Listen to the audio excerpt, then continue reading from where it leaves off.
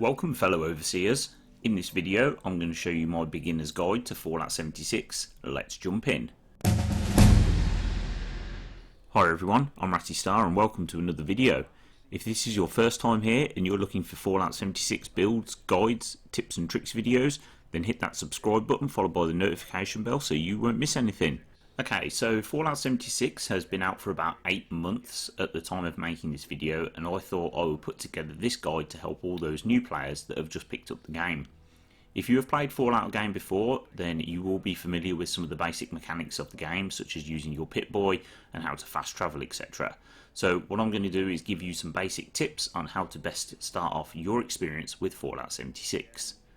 So once you load into the game, you will awake in Vault 76 and the day will be Reclamation Day, 25 years after the bombs fell, and your job is to track down the Overseer and explore post-apocalyptic Appalachia.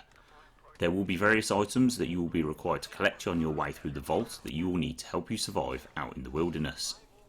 Upon leaving Vault 76, you will already have reached level 2, and there are a couple of perks at this level that I recommend you take regardless of your future playstyle, and they are Concentrated Fire and Action Boy or Action Girl.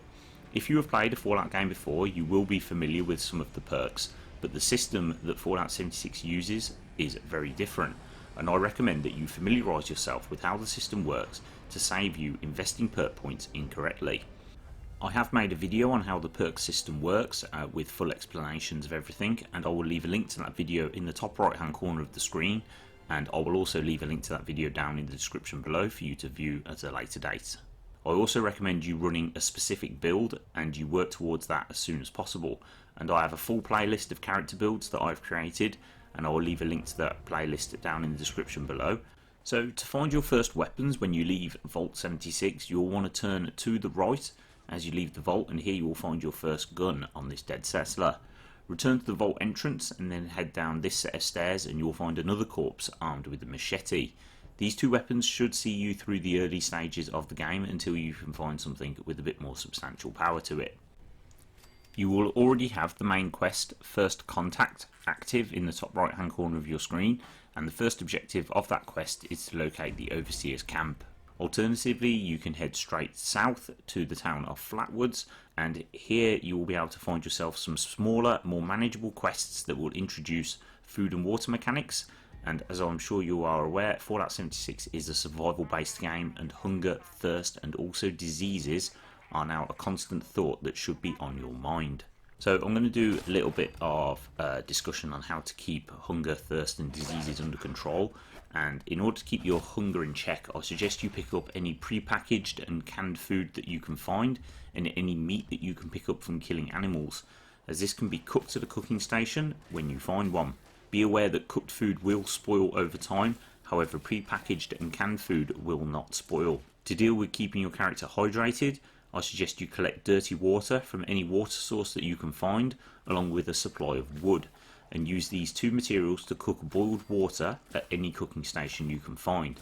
Don't drink dirty water or from a water source directly unless it is absolutely necessary, as this will drastically increase your chances of catching a disease and will increase your RADs significantly.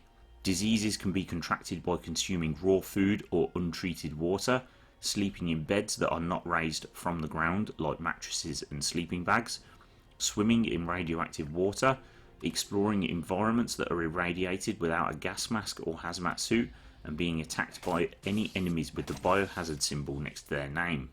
Diseases can eventually go away on their own, or if the disease is really hindering your progress, you can cure it instantly by taking some antibiotics or a disease cure. So we've discussed survival a little bit, and now let's get into combat. You're going to want to familiarise yourself very quickly with the quick selection wheel as soon as you can, so that you can choose between weapons and aid items very quickly. This is because entering the Pip-Boy no longer pauses the game like it did in previous Fallout games due to Fallout 76 being an online multiplayer game. You will want to use a melee weapon in the early game to kill as many enemies as possible to save as much ammo as you can. V.A.T.S is very much still in Fallout 76, but it works very differently to previous Fallout games. Because it's an online game, V.A.T.S is now in real time and time is no longer paused. If you're using a melee weapon in V.A.T.S, You will either have a 0% chance to hit if you are too far away, or a 95% chance to hit once you are close enough to your target. The 95% chance will also trigger further away than your weapon can technically hit, and as a result you will lunge towards your enemy and then make the strike. Guns work very much the same way, except the percentage will increase the closer you get to the enemy and decrease the further you are away. Okay, so now let's talk about the items in the game world. In the early levels, I'll suggest you pick up everything you come across until you can scrap it at a later date. You can scrap your junk in your inventory into component form by going to any workbench in the game and pressing the relevant button to scrap all junk. This will then break down all of the items in your junk section of your inventory into component form.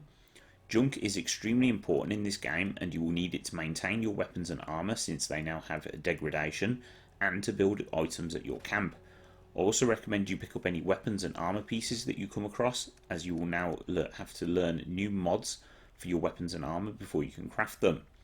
You'd earn the new mods by scrapping existing weapons and armor pieces, and you'll see that when you do this you will unlock various new mods in the top left hand corner of the screen each time you scrap a weapon and a piece of armor.